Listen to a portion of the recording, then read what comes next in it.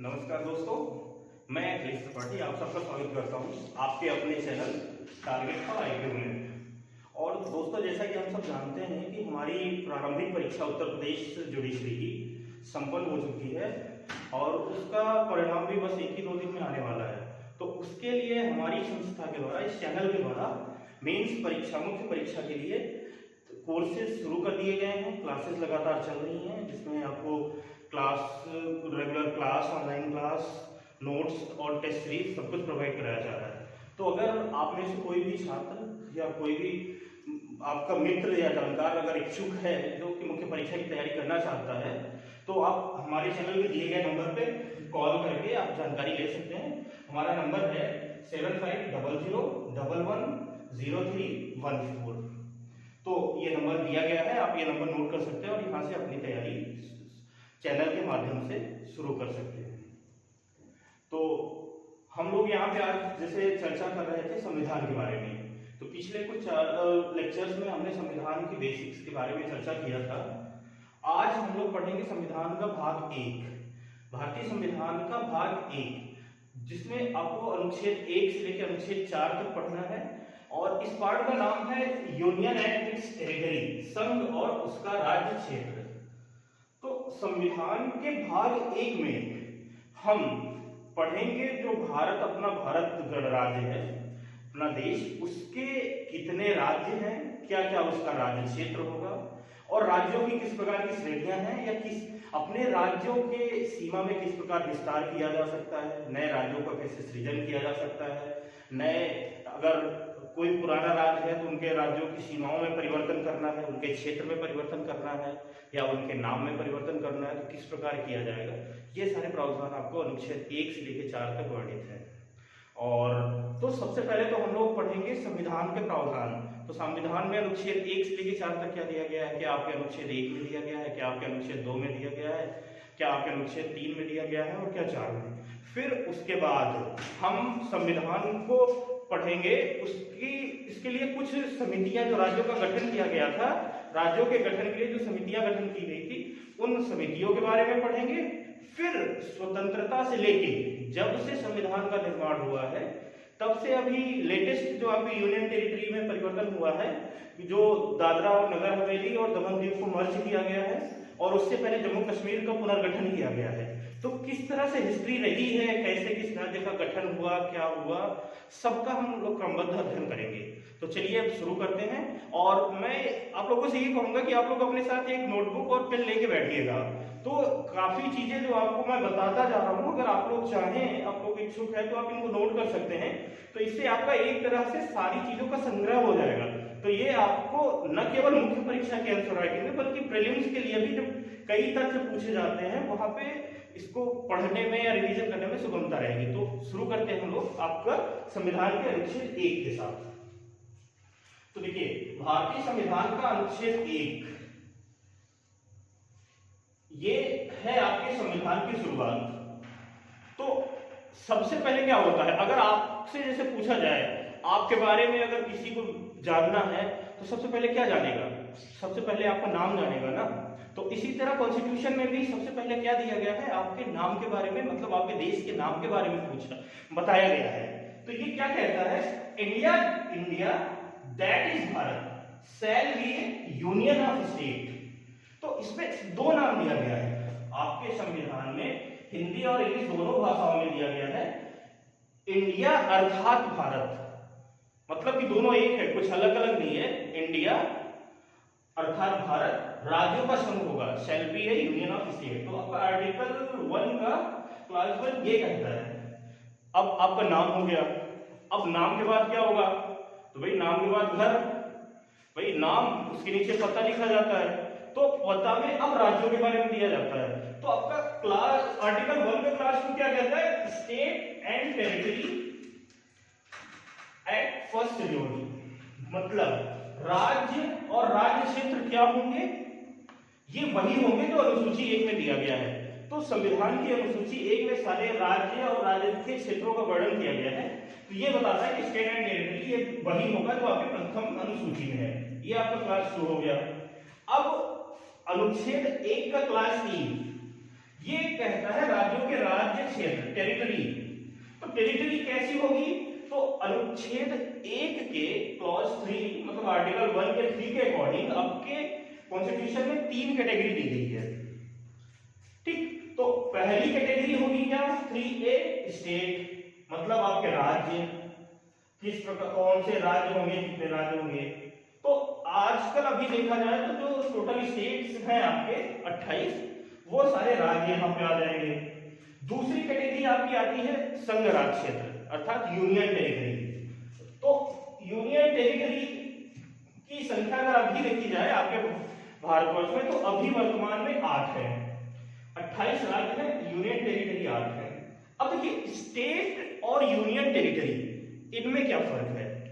State में और union territory में प्रशासन का और उनकी जो क्रियाविधियां हैं जो राज्य स्तर पर उनका फर्क होता है। राज्य अपना जब भारत का निर्माण हुआ था संविधान का और जब हम स्वतंत्र हुए थे तो हमारे सामने सबसे बड़ी चीज यही थी कि हमारे देश में इतनी विविधता है, इतनी सांस्कृतिक विविधता है, भाषाई विविधता है, जातीय निर्जातीय विविधता है, तो सबको एक रखना बहुत बड़ी चुनौती थी। और उसी के लिए जो पटेल जी ने अपना एकीकरण किया है, राज्य का एकीकरण किया था सरदार पटेल ने, तो और संविधान निर्माताओं ने तो इस चीज का ध्यान रखा है कि अगर हम किसी जो स्पेसिफिक कोई क्षेत्र विशेष मिलाया गया है भारत में तो उस क्षेत्र के हितों को ध्यान में रखा जाए और उनको अपने समुदाय या राज्य क्षेत्र के लिए उनका प्रशासन उनके एरिया तक सीमित किया जाए। तो इसी तरह से यूनियन टेरिटरी का गठन किया गया। तो इसके दो कारण थे यूनियन टेरिटरी का। पहला, या तो उनकी कोई राजनीतिक विवाद है उनमें, मतलब कि कोई भाग है, कोई राज्य कह रहा है नहीं हमें इसमें मिलना है, हमें इसमें मिलना है, तो या तो उनका कोई राजनीतिक विवाद है। दूसरा, या तो उनके अंदर कोई सांस्कृतिक विशेषता है, तो कोई अपनी एक स्पेसिफिक क्वालिटी रखते हैं वो, इसलिए उनको यूनियन टेरिटरी में रख दिया गया। अब जैसे देखिए राजनीतिक विवाद में अगर आपको देखा जाए तो इसका सबसे बड़ा उदाहरण है आपका चंडीगढ़। चंडीगढ़ का जो शुरू में देखा जाए तो उसका कंस्ट्रक्शन ब्रिटिशर्स के द्वारा बनाया गया था और आर्किटेक्चर मतलब बहुत ही नियोजित शहर था और वो आपका देखा जाए आपके नॉर्थ इंडिया में एकदम बॉर्डर पे था। अगर इंडिया में ये देखिए ये आपका पंजाब है, ये आपका हिमाचल है, ये आपका हरियाणा है, तो जब तक एक था तो ठीक था। अब जब विवाद हुआ तो ये बीच में चंडीगढ़ है। अब चंडीगढ़ को लेकर विवाद सबसे ज्यादा हरियाणा और पंजाब के बीच में हुआ। पंजाब चाहता था कि चंडीगढ़ का विलय हमारे राज्य में हो जाए और हरियाणा चाहता था कि हमारे राज्य में हो जाए।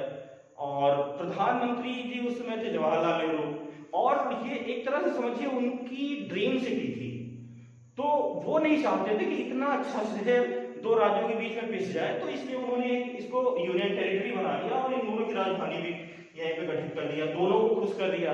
मतलब कि हरियाणा की भी राजधानी हो गई चंडीगढ़, पंजाब की भी हो गई, और राज्य क्षेत्र वो किसी का नहीं रहेगा, वो अपने आप में एक संघ शासित क्षेत्र रहेगा या संघ राज्य क्षेत्र रहेगा। दूसरा आप देखा जाए तो आपकी नई दिल्ली है। जैसे अब नई दिल्ली जैसा कि हम सभी जानते हैं क्या है, भारत की राजधानी है, तो अगर ये किसी राज्य में हो जाएगी, किसी राज्य में भारत की राजधानी रहेगी, तब तो उस राज्य का दबदबा अपने आप बढ़ जाएगा। भाई सारे पूरे देश के प्रतिनिधि वहां जाना रहेगा तो उसका तो फिर मौजे मौजा रहेगा एकदम से। तो इसलिए इसको एक अलग संघ राज्य क्षेत्र बनाया गया और बाद में संशोधन करके हालांकि यहाँ पे विधानसभा बनाई गई यहाँ का, लेकिन फिर भी इसमें लैंड जो यहाँ के शासन में किसी भी प्रकार का जो एक बैलेंस होता है, संतुलन न बिगड़े, इसलिए जो कि इसका लैंड मतलब भूमि, पुलिस और विकास प्राधिकरण, ये तीनों दिल्ली प्रशासन को नहीं दिया गया, बल्कि ये भारत के गृह मंत्रालय के अधीन है।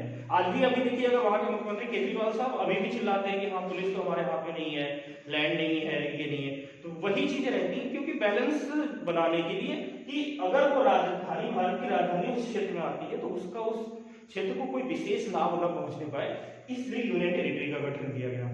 एक कैटेगरी का और प्रावधान है जो अभी तक भारत में हुआ नहीं है, इस तरह से इसे लागू नहीं किया गया है, लेकिन इसमें है कि एक्वायर्ड टेरिटरी, मतलब ऐसे राज्य क्षेत्र जो अर्जित किए जाए, मतलब किसी दूसरे राज्य क्षेत्र से अर्जित कर लिया जाए, तो उसको भी शामिल किया जा सकता है भारतीय संविधान में आर्टिकल 253 के अंतर्गत।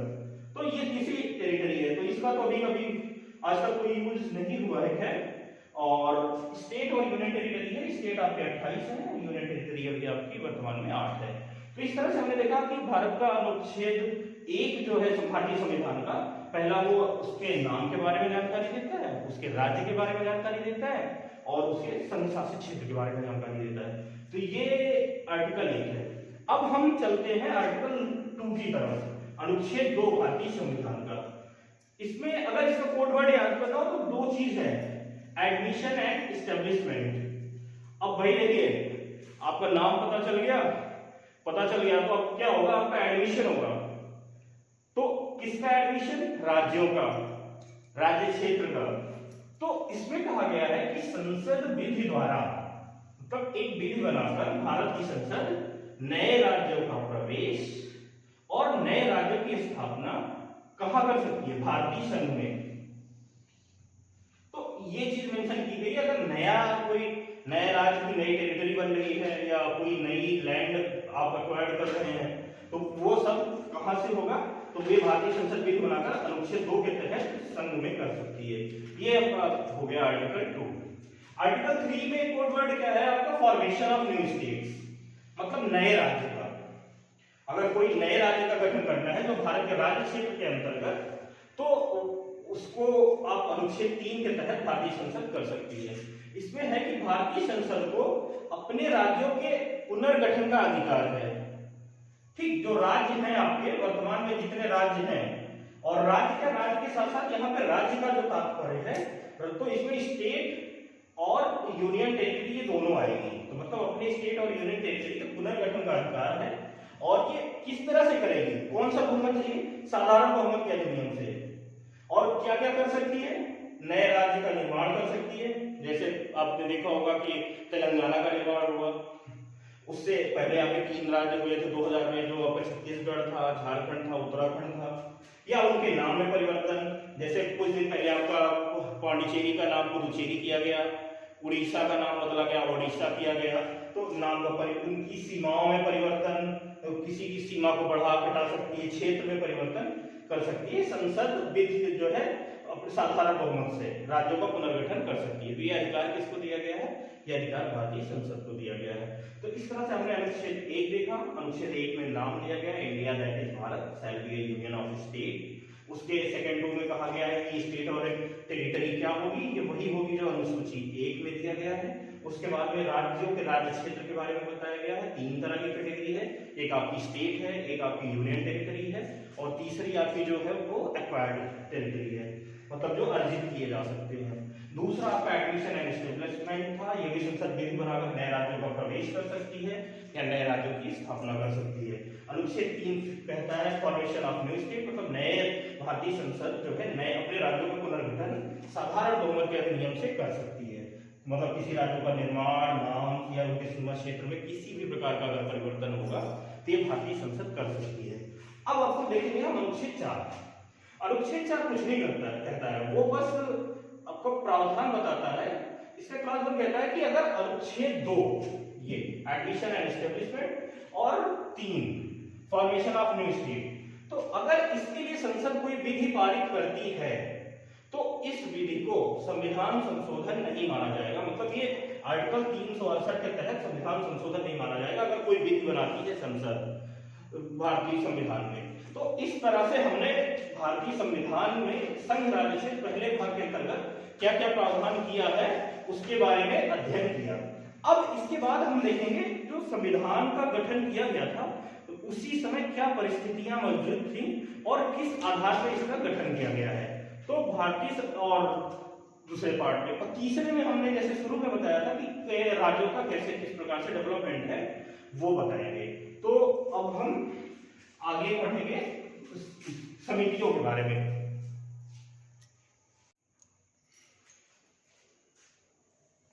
हाँ, तो दोस्तों अभी तक जैसे हमने पढ़ा था आर्टिकल के बारे में, उसके बाद हम लोग ये राज्यों का डेवलपमेंट देखेंगे। अगर संविधान सभा के समय में भारत की क्या स्थिति थी और किस तरह से अभी तक डेवलपमेंट हुआ है। तो अगर संविधान सभा के समय या फिर विभाजन, जब भारत का विभाजन हुआ था, पाकिस्तान और बांग्लादेश जो अलग राज्य बने थे, उसके पहले के समय की अगर बात की जाए तो उस समय विभाजन के समय जो संविधान सभा थी वो चाहती थी, उसका विचार था कि भारत में राज्यों का गठन जो किया जाए वो भाषाई आधार पर किया जाए। जो राज्यों में विभाजन, जब क्योंकि उस समय देखिए भारत दो तरह का था, एक ब्रिटिश भारत था और एक देशी रियासतें थी। तो इनका विलय करके जो राज्य बनाए जाए, संविधान सभा का ऐसा मानना था कि ये भाषा के आधार पर किया जाएगा। लेकिन उसी समय फिर आपका विभाजन की विभीषिका आ जाती है। विभाजन में कितना नरसंहार हुआ था, कितनी क्षति उठाई गई थी, ये सबको पता है। तो उस डर से संविधान सभा के सदस्यों का विचार बदल गया और इन्होंने, मतलब ये था कि क्षेत्रवाद का डर, क्योंकि अब कल, आज तो पाकिस्तान और बांग्लादेश निकले, कल पता लगा कि आपका बोडोलैंड निकल रहा है, परसों आपका तमिलनाडु अलग निकल रहा है, तमिलनाडु की मांग कर रहे हैं ये लोग, कहीं आपका पंजाब निकल रहा है। तो इस डर से संविधान सभा ने अपना विचार बदल लिया और राज्यों का पुनर्गठन जो था वो भाषाई आधार पे करना छोड़ दिया गया। अब क्या होता है, तो राज्यों का डेवलपमेंट ये 1946 या उसके पहले की बात है। दूसरा जो इस क्रम में आता है, ये 1948 में एक आयोग गठित किया जाता है संविधान सभा के द्वारा। ये था आपका एस.के. दर की अध्यक्षता में, दर आयोग कहते हैं या एस.के. दर आयोग। इसका भी गठन करने का क्या रीजन था, तो इसका ये रीजन था कि भारतीय भाषाई राज्यों का गठन हो कि न हो, इस बारे में इसको अपनी रिपोर्ट देनी थी। और इन्होंने जब अपनी रिपोर्ट प्रस्तुत किया तो इन्होंने भी ये कहा कि नहीं, भाषाई आधार पर राज्यों का गठन नहीं होना चाहिए, इससे देश की अखंडता और एकता को खतरा है। फिर चलता रहा है संविधान का निर्माण और वो प्रक्रिया चलती रही आगे। इसी में फिर कांग्रेस पार्टी के द्वारा जो है, उसमें जो भारतीय राष्ट्रीय कांग्रेस थी उसके द्वारा एक समिति गठित की गई थी 1949-50 में। इसका नाम था जेबीपी समिति। जेबीपी समिति किसके द्वारा गठित की गई थी, कांग्रेस के द्वारा। और इसका भी यही रीजन था कि राज्यों का गठन किस प्रकार हो। तो इसमें देखिए, अगर जेबीपी की बात की जाए तो जेबीपी में तीन बड़ी शख्सियत थे।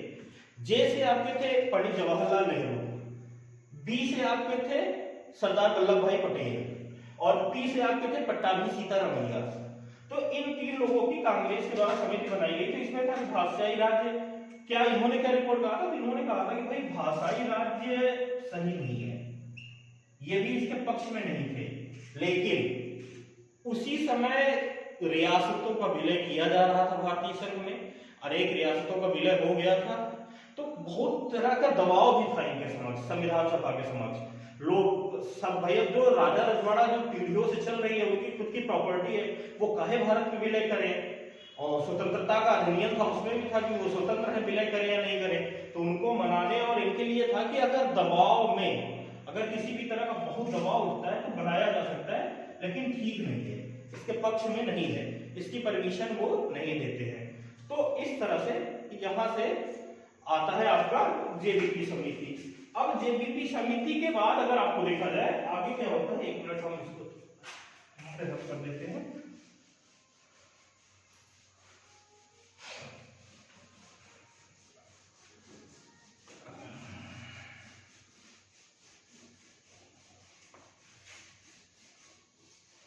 अब देखा जाए ये 1949 और 50 में बनी थी। धीरे धीरे आपका जो 50 का आता है रिपब्लिक, पहला गणतंत्र 26 जनवरी 1950, जिस दिन आपका संविधान अपनाया गया था। इस समय भारत क्या था 1950 में, भारत, तो इस समय स्थिति ये थी कि टोटल भारत में 29 राज्य थे। कितने थे, 29, और इनकी 4 कैटेगरी में थे। ये 4 कैटेगरी बांटी गई थी राज्यों की, category A, category B, category C, category D. ठीक, जब आपका संविधान लागू हुआ था उस समय की स्थिति की बात कर रहे हैं हम। 4 कैटेगरी थी। पहली वो क्षेत्र था जो ब्रिटिश भारत का था,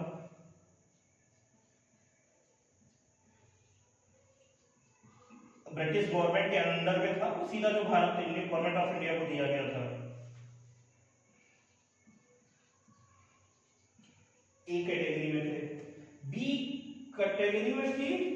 बड़ी रियासतें, वे बड़ी रियासतें जो राज्य मान ली गई थी।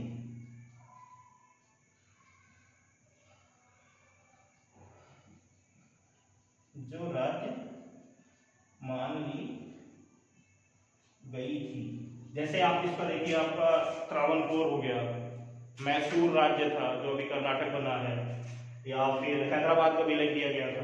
तो ये सब आपका बीट कैटेगरी में आई थी, दूसरी कैटेगरी में। और तीसरी कैटेगरी आपकी संघराज्य क्षेत्र की थी, संघराज्य क्षेत्र।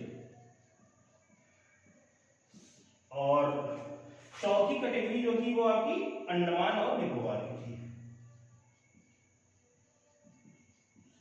अंडमान और निकोबार। तो ये स्वतंत्रता के समय, जब मतलब स्वतंत्रता क्या, जब आपका पहला रिपब्लिक था, पहले गणतंत्र के समय संविधान की यही मूल स्थिति थी। 4 तरह के राज्य थे। अब इनका वर्णन कहाँ किया गया था संविधान में, अगर देखा जाए तो देखिए, भारत के संविधान में अगर देखा जाए तो भाग पहला क्या है, जैसा आप पढ़ रहे हैं, यूनियन एंड इट्स टेरिटरी। भाग 2 में आपकी नागरिकता है, भाग 3 में आपका मूल अधिकार है, भाग 4 में आपके संघ के राज्य के नीति निदेशक तत्व है जिसे डीपीएसपी कहा जाता है। 4A में आपका मौलिक कर्तव्य है। 5 में आपका संघ है, यूनियन, संघ के प्रावधान है पार्ट 5 में। और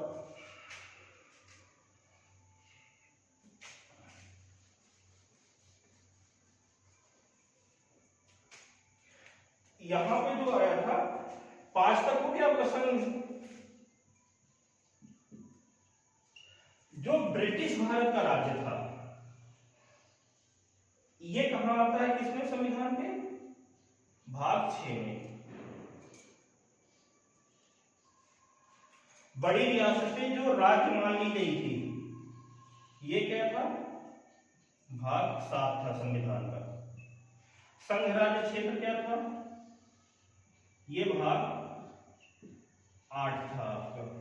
अंडमान निकोबार क्या था, ये आपका भाग 9 था। तो ये क्रम से याद करना है। आपको देखा जाए 5वें में संघ था, फिर 6वें में ब्रिटिश भारत का था, 7वें में बड़ी रियासतें, 8वें में संघ राज्य क्षेत्र, 9वें में अंडमान निकोबार। अगर अभी वर्तमान में देखा जाए तो ये संविधान संशोधन के द्वारा भाग 7 को हटा दिया गया है, संविधान में भाग 7 नहीं है अभी।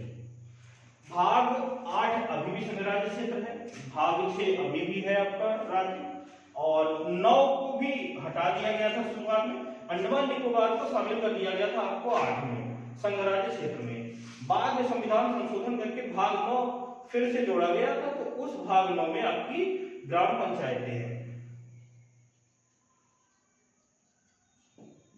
तो इस तरह से इस राज्यों का डेवलपमेंट होता है। भाग 6 ब्रिटिश भारत के राज्य हो गए और 8वीं यूनियन टेरिटरी हो गई, और ये 2 कैटेगरी हटा दी गई थी। तो ये तो आपका था 1950 की स्थिति।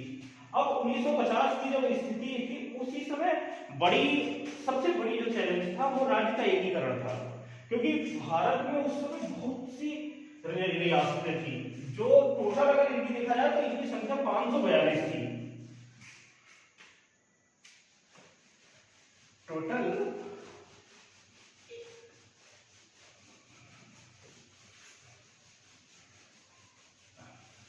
542 देशी रियासतों का विलय, वो तो राज्यों की स्थिति थी। अगर देशी राज्यों की बात की जाए, देशी राज्यों का विलय, तो देखिए संघ का केंद्र की जिम्मेदारी तो पटेल के साथ थी, नेहरू के। जो राज्यों का एकीकरण था या ये सारी चीजें थी, ये किसके जिम्मे दी गई थी, पटेल जी को सौंपी गई थी, लौह पुरुष आपके सरदार वल्लभ भाई पटेल। तो इनके समय यही यूनिट मतलब चैलेंज था कि किस तरह से सबको मनाया जाए, सारे राजाओं को और स्वतंत्र। तो इन्होंने अपना कैरेट एंड स्टिक रूल अपनाया था। टोटल अगर देखा जाए तो 542 रियासतें थी इस समय। तो किसी के साथ सख्ती से पेश आके, किसी को डरा धमका के, किसी को प्रिवी पर्स का लालच देके कि बस आप विलय कर दीजिए, आपके सारे अधिकार आपको प्रिवी पर्स के रूप में सब कुछ मिलता रहेगा, आपको कुछ नहीं करना है, मतलब अपना साम दाम दंड भेद जो अपना रहे थे पटेल जी, विलय कर दिए थे। लेकिन इस समय कुछ परिस्थितियां ऐसी थी ना कि 542 539 रियासतें तो मान ली, रियासतें मान ली कि चलो भैया हम अपना विलय कर देते हैं, लेकिन 3 रियासतें ऐसी थी जो अपने पे अड़ी थी कि नहीं, या तो हम भारत में विलय नहीं करेंगे या तो हम फिर पाकिस्तान के साथ चले जाएंगे। इसमें पहला जो था आपका देखा जाए जूनागढ़ था, दूसरा आपका था हैदराबाद, और तीसरा आपका था जम्मू कश्मीर।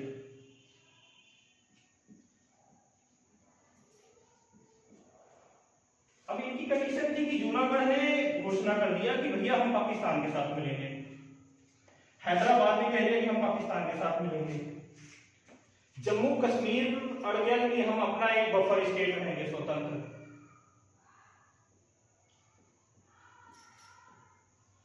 अब जम्मू कश्मीर तक तो चलिए न्यूट्रल था, शुरुआत में ना नेहरू जी ने ध्यान दिया ना वो दिया, इन्होंने कहा कि हम स्वतंत्र रहेंगे, तो इन्होंने कहा ठीक है भैया तुम्हारी मर्जी, तुम्हें जैसा रहना हो रहो। लेकिन ये दो राष्ट्र जो थे, ये हैदराबाद और जूनागढ़, ये भारत की अखंडता के लिए बहुत बड़ा खतरा थे, क्योंकि ये बीच में पड़ रहे थे। इनके साथ ये पता था वही स्थिति होनी थी जो बाद में बांग्लादेश हुई पाकिस्तान के साथ। इतना 2000 किलोमीटर 3000 किलोमीटर की दूरी में एक पूर्वी पाकिस्तान बना, एक पश्चिमी पाकिस्तान बना। पूर्वी पाकिस्तान का जितना प्रशासन हो रहा है वो पश्चिमी पाकिस्तान से गवर्न हो रहा है। इतनी दूर से करना इतना आसान नहीं था, बीच में वही कट्टर दुश्मनी है भारत पाकिस्तान की, अंत में ये टूट गया। यही बर्बादी होनी थी इन सब की, अगर ये बीच में पाकिस्तान, क्योंकि बड़ी चीज थी कि आपको मार्ग कहां से मिलेगा आना जाना, और अगर मार्ग दे दिया तो फिर अभी तक अगर मार्ग नहीं दिया गया है तब तो कितनी घुसपैठ हो रही है, क्या हालत हो रही। अगर मार्ग दे दिया जाता तब क्या भारत की अखंडता और हो रहेगी। तो उस समय और जिन्ना साहब जो थे वो चाहते थे कि भारत इतना बड़ा ना रहे, भारत को तोड़ दिया जाए, तो वो इन लोगों को और एकदम से पीछे सो किया गया था। अगर इनका मैप भौगोलिक देखा है आपका, ये देखिए जैसे अगर आपका ये इंडिया है, प्रायद्वीपीय भारत की ये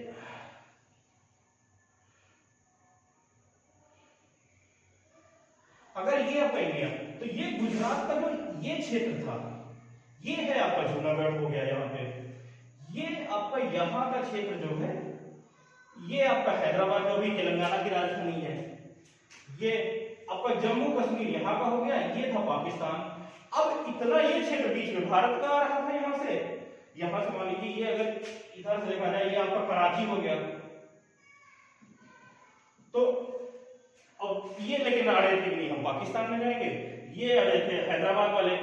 अब इनका था अगर पाकिस्तान को कि ये मिल गया, ये मिल गया, बीच में ये लिंक मिल गया, बाद में तोड़ देंगे, यहाँ पे आपका बांग्लादेश है, भारत जो है कई टुकड़ों में टूट जाएगा।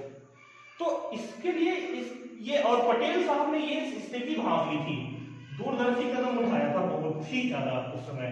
तो अगर जूनागढ़ की स्थिति देखी जाए तो क्या था, यहाँ पे दो चीज देखा जाएगा, एक होता है शासक, दूसरा होती है जनता। जो शासक था वो था मुस्लिम, जो जनता थी वो थी आपकी क्या हिंदू जूनागढ़ में। अब ये कहती है भैया हम पाकिस्तान में मिलेंगे, भारत शांत रहा, ठीक है, पटेल जी ने कहा चलो ठीक है तुम्हें जितना उड़ना है भैया जाओ तुम मिलो, हम तुमसे बात नहीं करेंगे। इन्होंने वहां की जनता के साथ संपर्क किया, जनता को कहा भैया आप तो जा रहे हो पाकिस्तान में, जनता क्या है हिंदू बाहुल्य है, तो यहां पे जनता ने कर दिया विद्रोह। अब देखिए, अब जनता ने अगर विद्रोह किया तो अब यहां विद्रोह हो रहा है, तो सबसे ज्यादा प्रभाव कहां पड़ेगा, इस क्षेत्र पे पड़ेगा। किसको, भारत को। उस समय के गृह मंत्री कौन थे, पटेल, उनको मौका मिल गया, उन्होंने कहा कि नहीं कुछ नहीं, अगर आप यहाँ पे अगर आंतरिक शांति के लिए खतरा उठाया जा रहा है तो हम निश्चित यहाँ पे कदम उठाएंगे।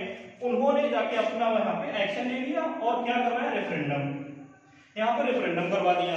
रेफरेंडम में ये हुआ कि जनता ने वोट किया, ज्यादातर जनता जो थी वो थी भारत के विलय के पक्ष में, राजतंत्र हटा के इसको जूनागढ़ को अपना भारत में विलय कर दिया गया। तो 539 था, ये हो गई आपकी 540, एक रियासत का विलय हो गया। अब बचे आपके दो, एक हैदराबाद, दूसरा जम्मू कश्मीर। जम्मू कश्मीर पे अभी भी ये इनकी स्थिति थी, आपके यहाँ के शासन से हरी सिंह, ये कह रहे थे हम अपना खुद का राज्य बनाएंगे ना, हम भारत में रहेंगे ना पाकिस्तान में रहेंगे। जवाहरलाल नेहरू ने कहा ठीक है भैया, आप हमारे मित्र हो, हम भी यहाँ आएंगे, छुट्टी मनाया करेंगे, आराम से कश्मीर घूमा करेंगे, आपके राज्य में एक विदेशी दौरा रहेगा। यहाँ पे अभी भी शामिल थे ये लोग। और अब बात अभी आती है हैदराबाद की। हैदराबाद में थे शासन निजाम का, निजाम।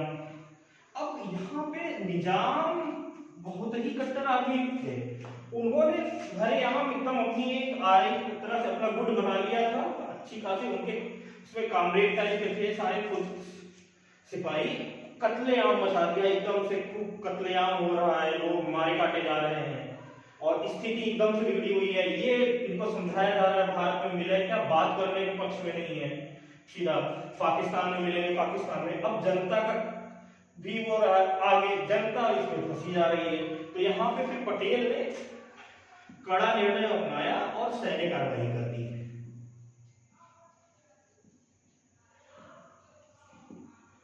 सैन्य कार्रवाई, उसका नाम अगर पूछा जाए तो उसका नाम रखा गया था ऑपरेशन पोलो।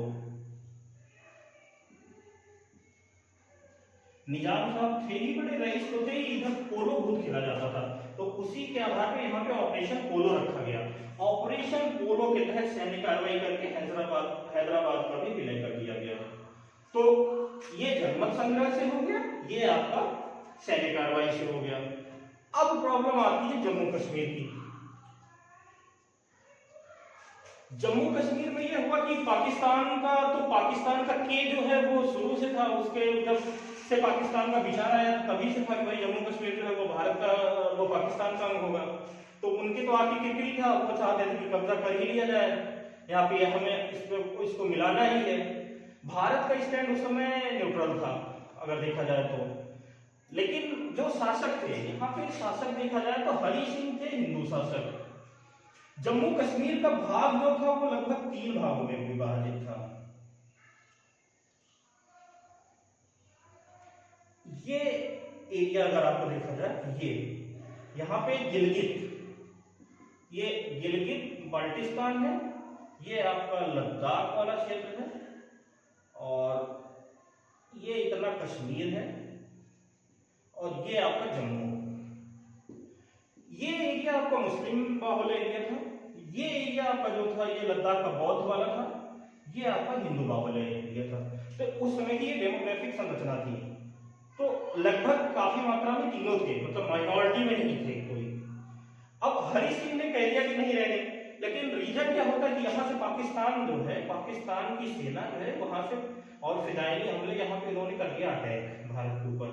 हरि सिंह बेचारे एकदम से वो नया राजा बनने की तैयारी में ही थे कि हाँ स्वतंत्रता मिली है, अंग्रेज जा रहे हैं, उससे पहले ये आए। और ये हालत आ गई कि कश्मीर की अपनी श्रीनगर में था कि अगर 1-2 दिन नहीं रुका जाएगा तो पाकिस्तान की सेना जो है पूरा श्रीनगर तक आ जाएगी और यहाँ पे कब्जा कर लेगी। तो इन्होंने फिर अब आए, ये पूछ लिए, नेहरू के पास आए, भागे दौड़े नेहरू और पटेल के पास कि भाई अब पाकिस्तान हमला कर रहा है, हम क्या करें, हमारी रक्षा करो। इन्होंने कहा भैया आप नए राष्ट्र हो तो हम किसी दूसरे राज्य में हस्तक्षेप कर ही नहीं सकते हैं, इसका हम कुछ नहीं कर सकते। अब ये बेचारे क्या करें, एकदम से परेशान थे।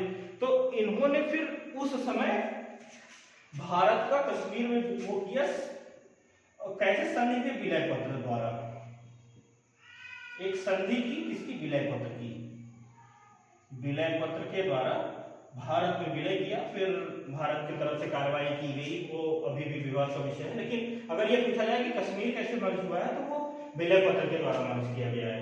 तो ये आपके देशी राज्यों का किस प्रकार विलय किया गया था ये देखा जाएगा। तो अब आपका देखिए शुरुआत में राज्यों की क्या स्थिति थी, 4 कैटेगरी थी, ABCD, वो देख लिया हमने, देशी राज्यों का देख लिया। अब हम देखते हैं कि राज्यों का भाषा के आधार पर जो विवाद शुरू होता है किस प्रकार से होता है। तो ये राज्यों का हम क्रम से एक राज्यों का करते हैं इसके बाद से।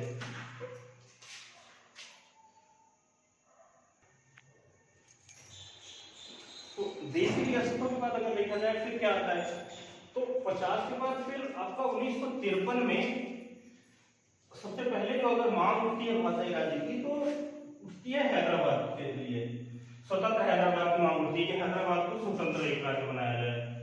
इसके लिए एक वहां के नेता थे तत्कालीन पोटी श्री रामुलु, ये भैया भूख हड़ताल में बैठ जाते हैं। इन्होंने 58 दिन की भूख हड़ताल की और कोइंसिडेंटली या जो था इनका 58वें दिन इसी से मृत्यु हो जाती है। मृत्यु होने के फिर बाद जो दबाव, राजनीतिक दबाव उत्पन्न होता है, तो मृत्यु के तीसरे दिन आंध्र प्रदेश राज्य की घोषणा की जाती है। तो अगर प्रश्न पूछा जाता है भाषाई आधार पर राज्य का सबसे पहला गठन किसका किया गया था, तो ये आंध्र प्रदेश राज्य का। घोषणा इसकी 1953 में हो जाती है। गठन जो किया जाता है ये आपका 1954 में होता है आंध्र प्रदेश का पहला राज्य। तो अभी जैसे पहले हमने किया था ना कि जब ए बी सी डी 4 राज्य थे, ए बी सी डी, तो इनकी संख्या कितनी थी, 29। अब एक और राज्य बन गया आपका आंध्र प्रदेश, 29 + 1, तो अब कितनी हो गई कुल संख्या, 30 राज्य।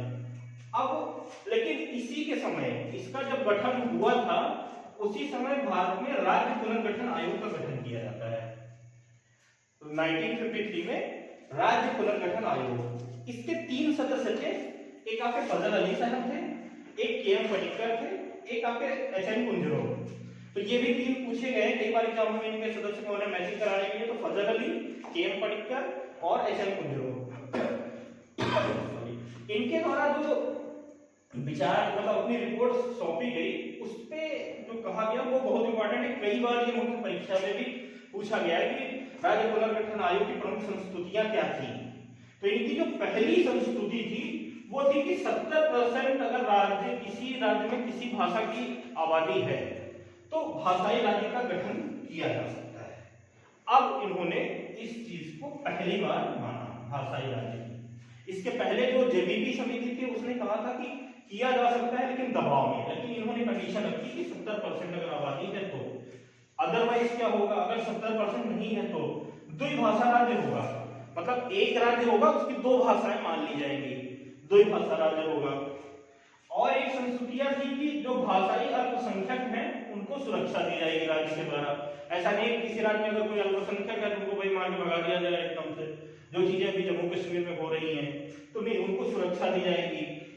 और तीसरा कहा था कि उन्होंने ये जो कैटेगरी थी इसको समाप्त करने की बात कही थी कि जो भारत की इकाई है 30 राज्य है जो, इनको समाप्त करके कुल 19 राज्य बनाए जाएंगे, 16 राज्य रहेंगे और 3 आपकी यूनियन टेरिटरी रहेगी। 16 + 3 ये कॉन्सेप्ट दिया गया था। और इसी के बाद से ये जब रिपोर्ट इसको जब लागू किया गया था तो यही से वर्गीकरण समाप्त किया जाता है। और ये वर्गीकरण समाप्त करने के लिए भारतीय सदन के द्वारा संसद में एक संविधान संशोधन विधेयक पेश किया जाता है। और जो अभी आपको बताया था भाग 7 और भाग 9, वो दोनों भाग समाप्त कर दिए जाते हैं 7वें संविधान संशोधन से। आपका देखा जाए ये आता है कब, 1956 में। 1956 में 7वां संविधान संशोधन, 7वां संविधान संशोधन। तो इसमें क्या रहता है भैया, चारों कैटेगरी हटा के 2 कैटेगरी आती है, यूटी और स्टेट। और स्टेट और यूटी और वो कैटेगरी हटा दी जाती है।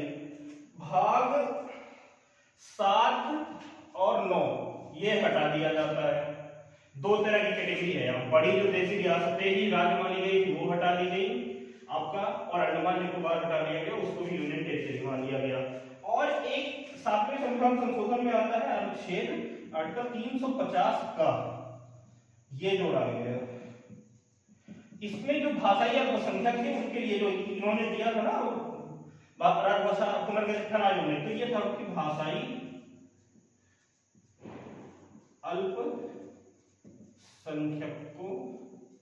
को सुरक्षा, ये दिया गया आपका, इससे विशेष प्रावधान दिया गया था अनुच्छेद 350 का से। तो अब ये 56 में संशोधन आ जाता है, 7वां संविधान संशोधन।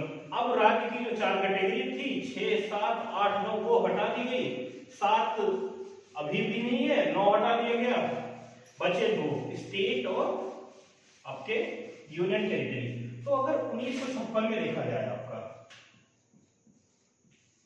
तो भारत की क्या स्थिति थी, 14 तो राज्य बने स्टेट, और जो आपकी यूनियन टेरिटरी बनती है ये बनती है आपकी 6, 14 राज्य बनते हैं और 6 यूनियन टेरिटरी बनती है।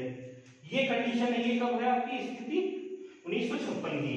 और राज्य पुनर्गठन आयोग ने क्या कहा था 16 और 3 बनने चाहिए। तो इन्होंने उसी राज्य को मानते हुए जो है 2 स्टेट में कम कर दिए, लेकिन यूनियन टेरिटरी में 3 बढ़ा दिए। अब क्या आता है, ये यूनियन टेरिटरी तो 6 है, जो 14 राज्य थे इनमें फिर विवाद आता है कब 1960 में। 1960 में फिर विवाद आता है क्या, जो राज्य एक था बंबई में विवाद उठा। तो उस समय का बंबई गुजरात महाराष्ट्र पूरा सब एक था। तो यहाँ पे बंबई से टूट के 2 राज्य बनते हैं, एक आपका महाराष्ट्र बनता है और एक आपका बनता है गुजरात। तो देखिए 14 थे ना, मान लीजिए 14 बंबई ये 14वां था, तो 14वां जब टूट गया 2 में तो 2 बन गए 14 और 15। 60 में क्या हुआ 14 और 15।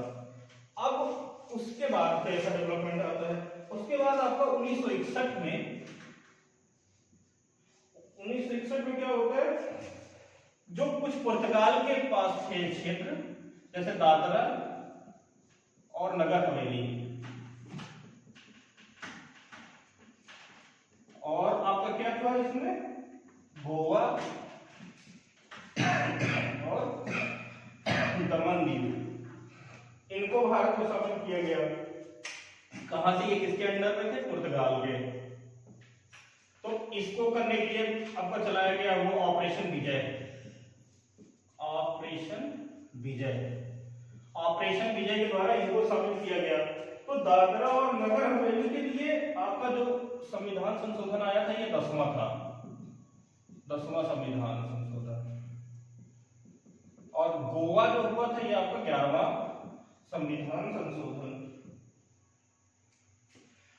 और फिर आपका 61 होता है। 61 के बाद आपका आता है 1964। 1964 में फ्रांस के अधीन था आपका पांडिचेरी, इसके 4 जिले थे फ्रांस के, तो इसने भी सौंप दिया। तो फिर आपका 14वां संविधान संशोधन जो था, 14वां संविधान संशोधन, वहां से आपका पांडिचेरी भारत में शामिल हो जाता है। तो 56 में 14 स्टेट, 6 यूनियन टेरिटरी। 56 के बाद 60 में मुंबई से महाराष्ट्र और गुजरात का विभाजन होता है। 61 में दादरा और नगर हवेली और गोवा दमन दीव 10वें संविधान संशोधन से और 11वें संविधान संशोधन से। फिर 64 में आपको पांडिचेरी आता है, 14वें संविधान संशोधन से भारत में शामिल किया जाता है। उसके बाद में फिर आता है 1964। 64 के बाद आता है आपका 1966। 1966 में फिर विवाद उठता है आपको पंजाब राज्य का। उत्तर भारत में बड़ा राज्य था उसमें पंजाब। तो पंजाब में जब विवाद होता है 1966 में, तो इस समय 4 विभाजन होता है। पंजाब में 4 विभाजन होता है। एक आपका बनता है हिमाचल प्रदेश। हिमाचल प्रदेश ये राज्य नगर के पहले यूनियन टेरिटरी बनता है। एक आपका होता है चंडीगढ़, पिंक सिटी। चंडीगढ़ को अगर हिस्ट्री में हम आप पढ़ते हैं, इसे ली कर्बूजियर ने बसाया था। यहाँ का आर्किटेक्ट जो था वो ली कर्बूजियर था। तो ये यूनिटरी बनती है। और एक पंजाब बनता है, पंजाब, और दूसरा आपका हरियाणा। तो ये 4 राज्य बनते हैं आपके 1966 में। फिर 66 के बाद जो था 14, 15, 16, ये आपका 16, यहाँ पे 15 था ना गुजरात, ये आपका 16 हो गया। ये सब यूनियन टेरिटरी थी, ये 17वां था। फिर 1970 में एक संशोधन करके हिमाचल प्रदेश को राज्य बनाया गया। ये आपका कौन सा राज्य बनता है 17 के बाद 18। तो 1970 तक आपके 18 राज्य हो जाते हैं।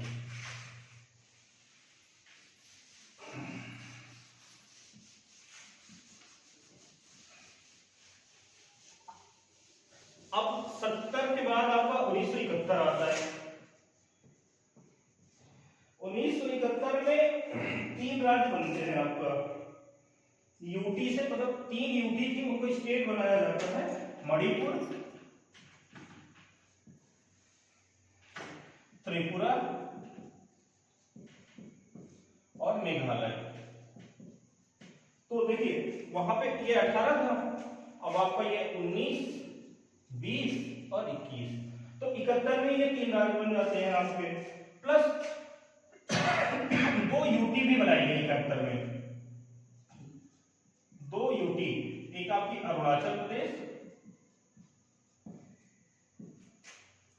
और एक आपका बना था मिजोरम। ये 2 यूटी बनाई गई 1971 में। अब 1971 के बाद आपका आता है 1974, अगला डेवलपमेंट। तो 1974 में क्या होता है, सिक्किम का विलय किया जाता है। सिक्किम के लिए जो विलय किया गया था 1974 में, संविधान में एक नया आर्टिकल जोड़ा गया था, आर्टिकल 2 का जोड़ के सिक्किम का विलय किया गया था।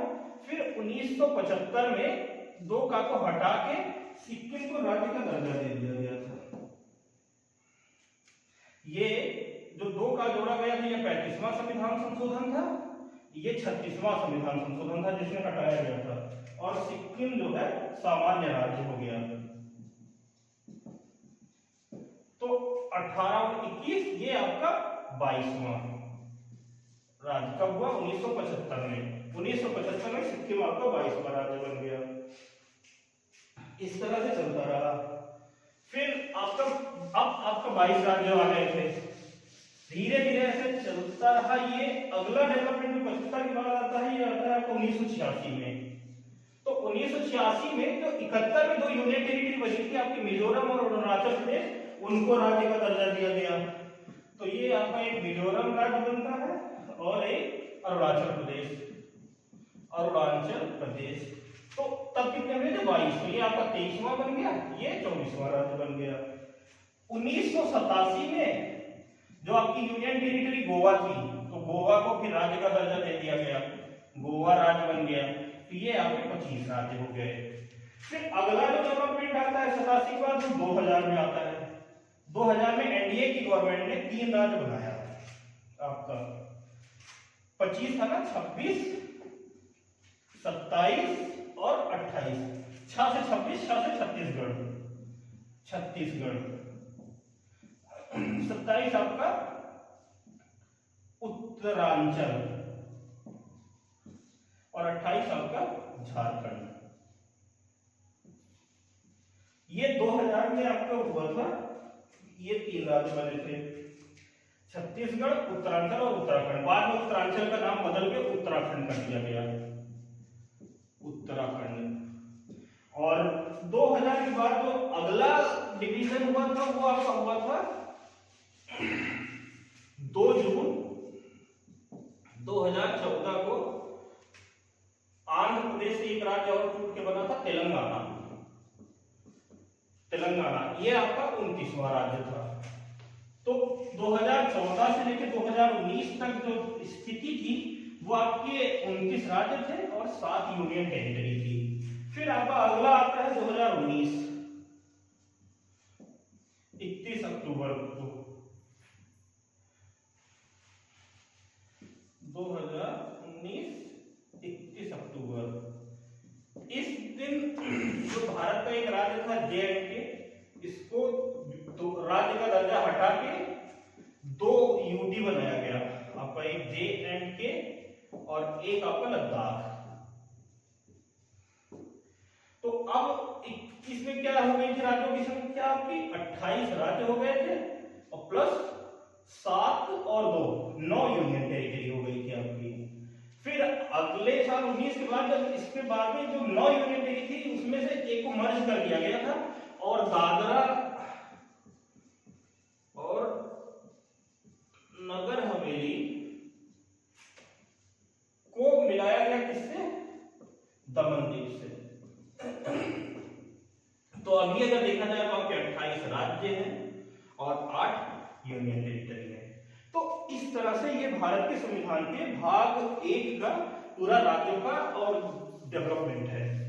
अब इसमें तो जितने प्रश्न पूछे जाते हैं यहाँ पे यही राज्यों की स्थिति मतलब किस प्रकार गठन किया गया पूछ लिया जाता है, या क्षेत्रवाद से संबंधित जो विभाजन हुए या भाषाई राज्य में विभाजन उस पर पूछ लिया जाता है, या जो संवैधानिक प्रावधान है किसका कैसे विलय किया गया उससे संबंधित प्रश्न आते हैं, या तो फिर संघ से संबंधित प्रश्न आता है, जैसे भारत था ना, तो union of India that is Bharat shall be A union of state, तो ये पूछा जाता है कि संघ है या परिसंघ है या नहीं है, तो इस बारे में प्रश्न आता है। दूसरा आता है कि भारत का संघ जो है वो अमेरिका के संघ से किस प्रकार भिन्न है या कैसे है। जैसे भारत के संघ की परिस्थिति देखी जाए जो कल्पना ली गई वो कनाडा से ली गई है, तो भारत और तो इसमें प्रश्न आता है भारत ये इंडिया और यूएसए दोनों में, क्योंकि ये दोनों बहुत बड़े इंडिया वर्ल्ड के दो बड़ी डेमोक्रेसी हैं, एक सबसे लार्जेस्ट है और ये आपकी सबसे ओल्डेस्ट है।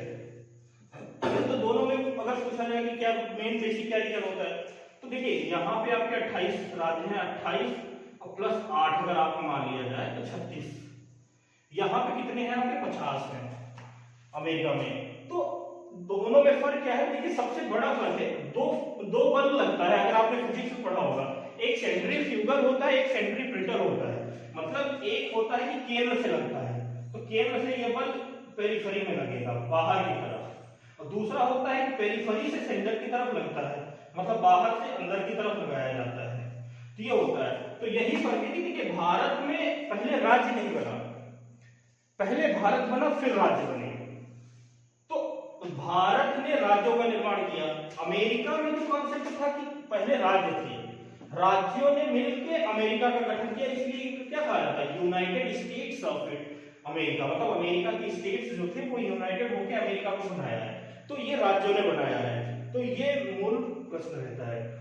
तो मेरे हिसाब से यही प्रश्न है, और भाग संविधान के भाग 1 में इतना ही आता है। बाकी अगर मैंने संविधान के प्रावधानों पे भी चर्चा कर लिया, समिति पे भी कर लिया, डेवलपमेंट पे भी कर लिया, लेकिन अगर कुछ भी इसमें अगर छूट रहा है, अगर आपको किसी भी प्रश्न ऐसा कोई बात है जो समझ में नहीं आ रही है, तो आप कमेंट के माध्यम से कमेंट करके वो हमें पूछ सकते हैं, तो हम आगे आने वाले वीडियो में उसकी व्याख्या कर देंगे।